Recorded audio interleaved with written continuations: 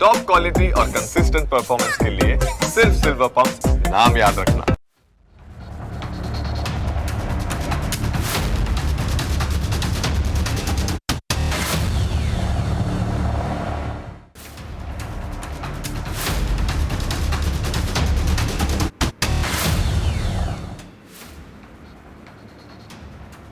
હવે અમે તમને ઉત્તર પ્રદેશના શાહજહાંપુર લઈ જઈશું. અહીં મજાની વાત એ છે કે ગંગાજળ માત્ર પાપ ધોવા માટે જ નહીં પરંતુ લાંચ વહેંચવા માટે પણ વપરાય છે. અહીંનો એક વિડીયો વાયરલ થયો છે જેમાં શાહજહાંપુર મહાનગરપાલિકાના કેટલાક કોર્પોરેટર ઊભા છે. બધાના હાથમાં ગંગાજળ છે. આશ્ચર્યની વાત એ છે કે અહીં બધા જ પ્રામાણિકતાથી લાંચ વહેંચવાના શપથ લઈ રહ્યા છે. વિડીયોમાં એક કોર્પોરેટર હથેળીમાં પવિત્ર જળ લઈને બાકીના કાઉન્સિલરને પણ અનોખા શપથ લેવડાવતો તમને નજર પડશે. આ કોર્પોરેટર બીજા બધા પાસેથી બોલાવડાવે છે કે જે પણ લાંચ આવશે તે 60 લોકોમાં સરખે ભાગે વહેંચવામાં આવશે. જો કોઈ ધાર્મિક સંસ્થાની પવિત્ર બેઠક ચાલી રહી હોય એ રીતે તમને આ તસવીરો લાગે. બસ અહીં ધર્મ થોડો અલગ છે. આ ધર્મમાં ગંગા માતા સાક્ષી છે અને પ્રસાદના નામે લાંચ વહેંચવામાં આવી રહી છે. જરા વિચારો, ભ્રષ્ટાચારને પણ કેટલો પવિત્ર બનાવી દેવાયો છે.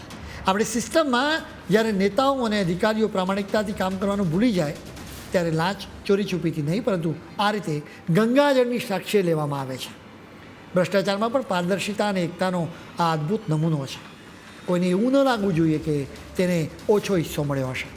એટલે 60 લોકો વચ્ચે સમાન વહેંચણીની ગેરંટી આપવામાં આવી. આ બતાવે છે કે આપણી લોકશાહીમાં નૈતિકતા કયા સ્તરે પહોંચી ગઈ છે. આ વિડીયો સામે આવ્યા પછી કોંગ્રેસના જિલ્લા પ્રમુખ રજનીશ ગુપ્તાએ મહાનગરપાલિકામાં ભારે લૂંટ અને ભ્રષ્ટાચારના ગંભીર આરોપો મૂક્યા. તો બીજી તરફ મ્યુનિસિપલ કોર્પોરેશન સૌમ્યા ગુરુરાનીએ આ વિડીયોને જૂનો ગણાવ્યો. તેમણે કલેક્ટર મારફતે એની તપાસ કરાવવાની વાત કરી છે. જોકે આ બધું યોગી આદિત્યનાથની સરકારમાં થયું છે. જેઓ ભ્રષ્ટાચાર કે અપરાધ બિલકુલ સહન કરતા નથી.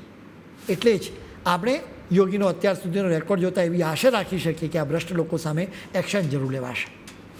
તમને કદાચ ખબર હશે કે આપણા ગુજરાતમાં ઓપરેશન ગંગાજળ ચલાવવામાં આવી રહ્યું છે. એ મુજબ ભ્રષ્ટાચારી અમલદારોની વિરુદ્ધ એક્શન લેવામાં આવી રહ્યા છે.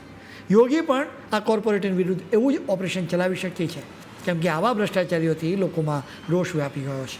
હવે જ્યારે આ વિડીયો સરફેસ પર આવ્યો છે ત્યારે કેટલાક લોકો સોશિયલ મીડિયા પર લખી રહ્યા છે કે કોર્પોરેટર કે ધારાસભ્ય બન્યા બાદ નેતાઓની પાસે અનેક મકાન થઈ જાય છે, તેમના આંગણામાં લક્ઝરી કાર જોવા મળે છે. જ્યારે સત્તા પર બેઠેલા લોકો ગંગાજળ હાથમાં રાખીને લાંચ વહેંચવાની વાતો કરી રહ્યા હોય ત્યારે સામાન્ય લોકોનો સિસ્ટમ પરથી ભરોસો ઉઠી જાય તે સ્વાભાવિક છે.